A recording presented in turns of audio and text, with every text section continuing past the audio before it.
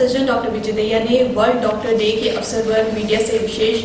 बातचीत की और विश्व डॉक्टर डे के बारे में विस्तार से जानकारी दी। जिला civil surgeon doctor Vijay Dahiya ने वर्ल्ड डॉक्टर डे के अवसर पर मीडिया से विशेष बातचीत के दौरान बताया कि 1 जुलाई को पूरे विश्व में वर्ल्ड डॉक्टर डे मनाया जाता है। डॉक्टर विजय दहिया ने कहा कि यह दिवस सभी चिकित्सकों के सम्मान व निष्ठा को समर्पित होता है। बातचीत के दौरान civil surgeon doctor Vijay Dahiya ने कहा कि वर्तमान परिदृश्य चिकित्सकों के समक्ष कोरोना के रूप में एक बहुत बड़ी चुनौती है, जिसका सामना सभी चिकित्सक सूझबूझ और निष्ठा से करने में लगे हैं। उन्होंने कहा कि पिछले 2 वर्षों में कोरोना की विपरीत परिस्थितियों के चलते विश्व के सभी चिकित्सक व सहायक सदस्य अपनी सेवाओं के माध्यम से एक योद्धा की भूमिका निभा रहे हैं।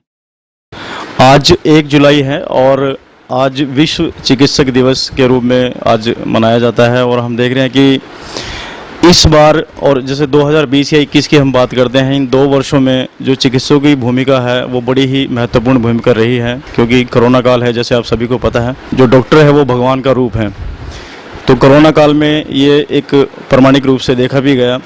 इस समय civil surgeon doctor Vijay Dahiya जी हमारे साथ हैं। इनसे बात करते हैं कि जो आज विश्व डॉक्टर दिवस है उसके उपलक्ष्य में आप क्या कहना चाहेंगे। देखिए, सबसे पहले तो ये एक बहुत ही महान विभूति डॉक्टर BC राय की स्मृति में डॉक्टर्स डे सेलिब्रेट किया जाता है और वो एक इस फील्ड के आदर्श रहे हैं और हर डॉक्टर की एक तमन्ना रहती है कि हम अपने कार्यों से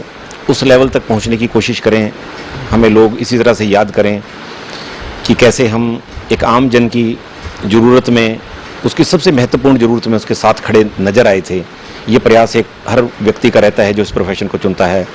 चाहे वो डॉक्टर है, चाहे वो पैरामेडिक्स है, चाहे वो हेल्थ केयर में किसी भी तरीके से काम करता है, उसका एक सपना रहता है और उन्हीं की स्मृति में ये दिन सेलिब्रेट किया जाता है। और जैसे आपने कहा कि हमारा पिछला वर्ष जो है वो चुनौतियों से भरा हुआ था, ये बिल्कुल सही है, क्योंकि जो चुनौती थी वो साधारण नहीं थी, वो बहुत बड़ी थी और वो आज भी समाप्त नहीं हुई है। वो एक बहुत ही विकराल रूप धारण कर चुकी थी, लेकिन काफ़ी हद तक उस पर नियंत्रण पाया गया है। उस विकराल स्थिति में आज नहीं है, लेकिन चुनौती आज भी खड़ी है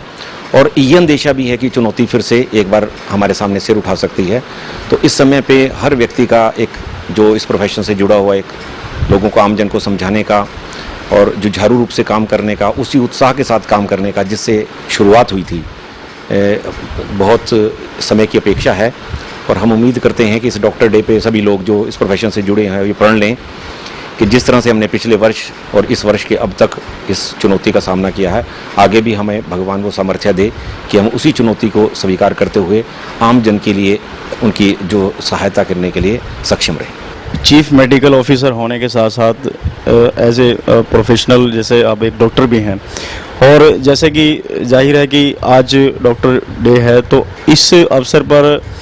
अगर हम व्यक्तिगत रूप से आपसे एक बात करना चाहें कि जो आपका प्रोफेशन है उससे संबंधित बात करते हैं, पिछले 2 वर्षों में तो काफ़ी चुनौतीपूर्ण रहा ही है, लेकिन कोई एक ऐसी हमारे साथ साझा करना चाहेंगे, कोई ऐसी घटना जो आपके जहन में रह कर रहती है कि कुछ विशेष ऐसा कुछ घटा है, विशेषकर इन पिछले 2 वर्षों की अगर हम बात करते हैं। देखिए, जिस दिन ये चैलेंज शुरू हुआ और हमें लगा कि ये पेंडेमिक जो है हिंदुस्तान में, भारत में प्रवेश कर चुका है और हमारे लिए भी वो बहुत बड़ी खतरे की घंटी है और पूरे देश में एक लॉकडाउन की स्थिति उत्पन्न हुई, उसके साथ साथ सबसे महत्वपूर्ण एक जिला का प्रशासक होने के नाते मेरे सामने सबसे बड़ी चुनौती थी कि जो संसाधन हैं उनको कैसे, जितने हमारे पास सीमित संसाधन हैं उनको कैसे सही तरीके से अपने स्थान पर रखते हुए हम भविष्य की तैयारी करें। और जो एक अंदेशा था कि कितने केसेस की बढ़ोतरी हो सकती है, कितने केसेस आ सकते हैं, क्या हमारा स्टाफ उन सभी चैलेंजेस को निपटाने में सक्षम है, क्या ऑप्टिमम क्वांटिटी में हमारे पास इंस्ट्रूमेंट्स हैं, क्या ऑप्टिमम क्वांटिटी में हमारे पास पैरामेडिक्स और डॉक्टर्स हैं। ये एक बहुत बड़ा चैलेंज था और मैं, जैसे आपने कहा कि वो दिन मैं आज तक भी नहीं भूलता जब मैंने सबसे पहले अपने कमरे में डॉक्टर्स की मीटिंग बुलाई थी और जब मैंने ये कहा कि कल से सैम्पलिंग शुरू होनी है, आप सभी ने कोविड का जो सैंपल करना है और उसमें टीम लगानी है, तो जिन व्यक्तियों पे ये जिम्मेदारी एक किस्म से सीधी सीधी आ रही थी तो कैसे उन लोगों की कैसे रिएक्शन थी वो मैं उस समय बिल्कुल सही तरीके से भांप गया था। लेकिन फिर भी अपने उस जो उनके अंदर वो चिंता थी, भय था, उस पर संयम रखते हुए पूरी टीम डॉक्टर्स की उस लय के साथ जुड़ी और धीरे धीरे ये हमारी एक आम सामान्य प्रक्रिया बन गई सैंपलिंग की। 1200, 1300, 1500 तक भी सैंपल लिए जाने लगे। लेकिन वो पहला दिन आज भी मैं नहीं भूलता कि किस तरीके से एक मनोवैज्ञानिक जो दबाव था, पहली बार जिसने सैंपल लेना था, किस बीमारी से कैसे डॉक्टर्स की भी डेथ हो सकती है, किस कुछ भी हो सकता है और वो एक पॉजिटिव पेशेंट निकल सकता है, सीधे उसके संपर्क में हम आएंगे, बिल्कुल नज़दीक जाके उसका सैंपल लेंगे, तो कैसे होगा, कौन सैंपल लेगा, किस तरह से सैंपल लेगा। तो एक भय का, शुरुआत के दिनों में एक भय का वातावरण जरूर था। लेकिन धीरे धीरे जैसे जैसे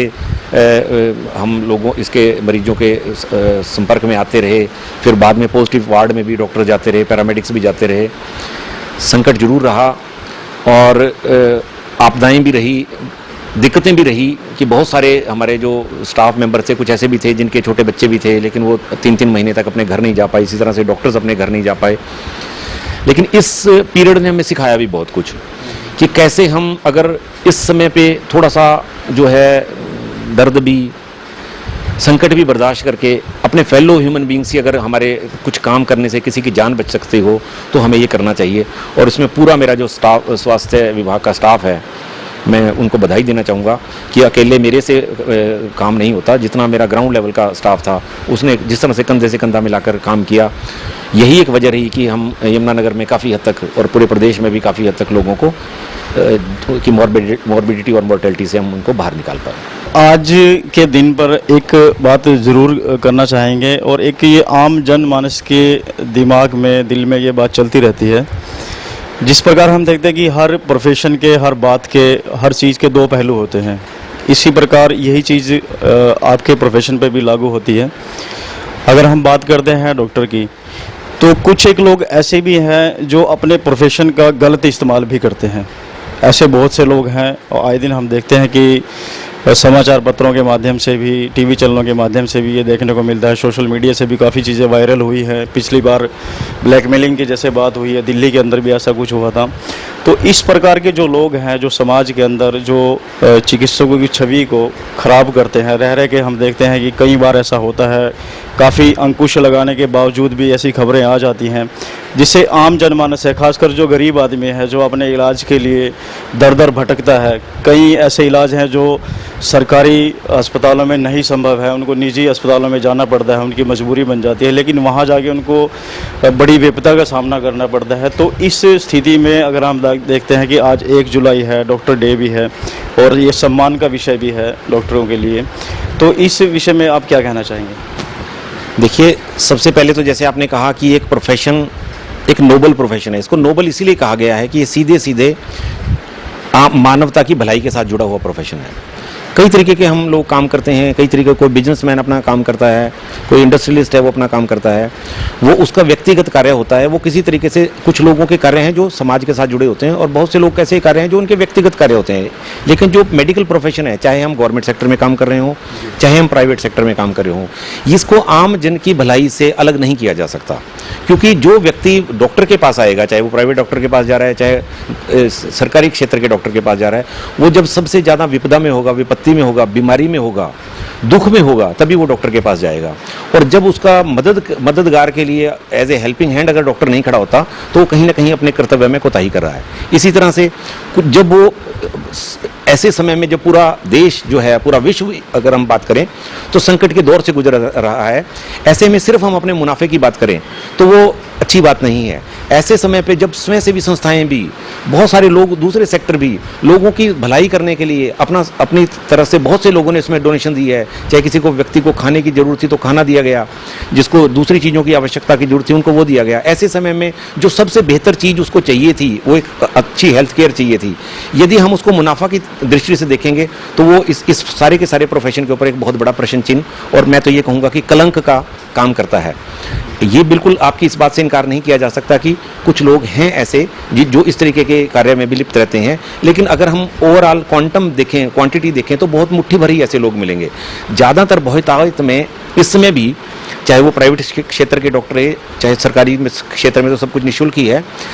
ऐसे लोगों डॉक्टर्स ने भी बहुत सारा काम जो है वो भलाई के माध्यम से भी और चैरिटी के माध्यम से भी किया है। ओपीडीज भी की हैं, इंडोर सर्विसेज भी दी हैं। कुछ लोग अपवाद हो सकते हैं, लेकिन बहुतायत में लोगों ने जो है इस खास तौर पे कोरोना काल में अपनी जो सेवाएं दी हैं वो भलाई के कार्य के लिए दी हैं, और कई डॉक्टर्स ने निःशुल्क भी दी हैं, चाहे वो प्राइवेट सेक्टर के भी हैं। लेकिन एक और महत्वपूर्ण चीज़ मैं आपके इस प्रश्न के साथ ही जोड़ना चाहूँगा